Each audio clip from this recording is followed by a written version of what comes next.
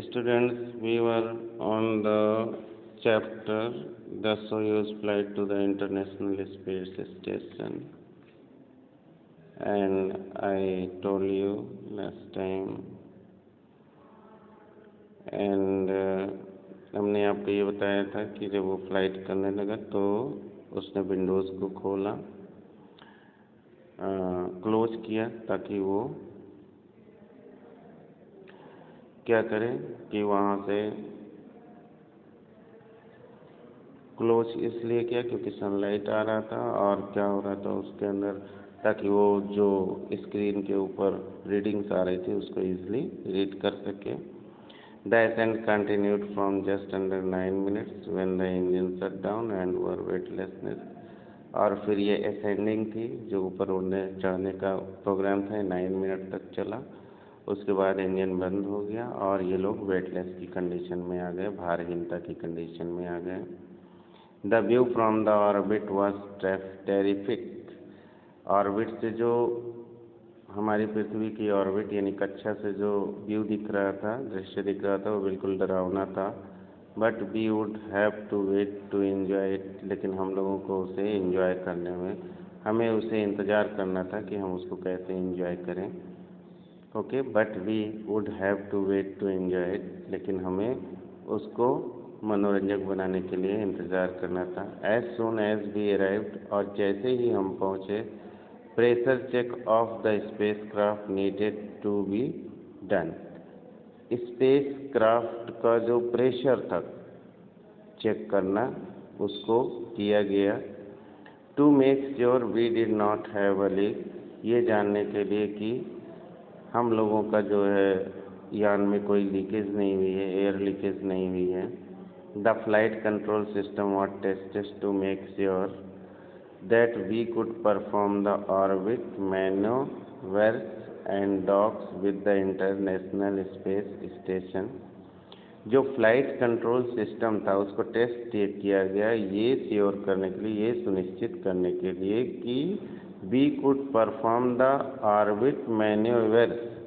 orbit maneuvers means जो movements perform with the care and skill, जो भी हमको ऑर्बिट के अंदर मूवमेंट्स करना था, चलना फिरना था, या dock joining the spacecraft, space station से स्पेस क्राफ्ट को ज्वाइन करने के लिए जो प्रक्रिया करनी थी विद इंटरनेशनल स्पेस स्टेशन, तो इसके लिए हम बिल्कुल इस वजह से इसको चेक किया गया ताकि उसको सही से हम लोग परफॉर्म कर सकें।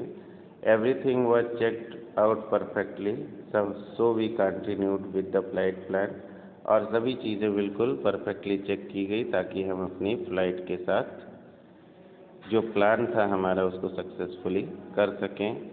It was several hours after the launch when we could get out of our seat, और लंच यानी रॉकेट छूटने के कुछ घंटों के बाद ही हम लोग अपने सीट से बाहर निकले। And enter the habitation module, और उसके बाद वो एक चैम्बर था रॉकेट के अंदर, उस हैबिटेशन मॉड्यूल के अंदर गए। The main living quarter of the space craft, और ये जो हैबिटेशन मॉड्यूल था ये उस स्पेसशिप का मुख्य रहने वाला क्वार्टर था, कह सकते हैं एक रूम था। For some rest and sleep, जहाँ पे कि हम लोग कुछ आराम करें और सोए।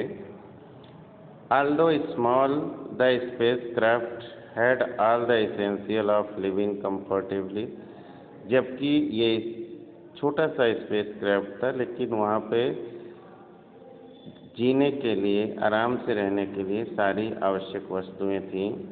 वंस एस्टेब्लिश्ड ऑन ऑर्बिट, और जब एक बार हम लोग ऑर्बिट के अंदर कक्षा में स्थापित हो जाते, we were able to get out of our suits and into regular clothing, तब हम लोग क्या होता, अपने सूट से बाहर आ जाते हैं और अपना रेगुलर क्लॉथ्स पहनने लगते हैं। There was water and plenty of food on board, वहाँ पे पानी था और खूब ढेर सारा भोजन था बोर्ड पे, विच वी ईट, जिसको हम लोगों ने खाया।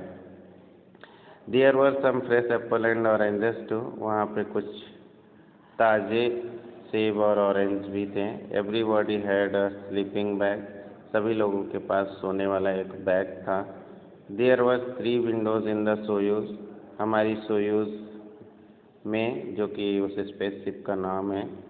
3 विंडोज़ थी, 3 खिड़कियाँ थीं। We looked out whenever we were free, और जब हमें फुर्सत मिलती थी तो हम लोग बाहर की तरफ देखते।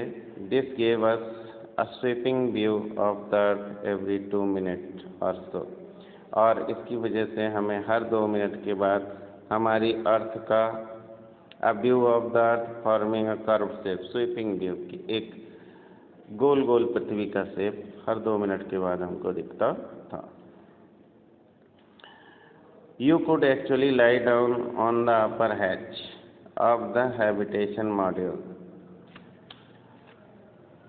Okay, next time.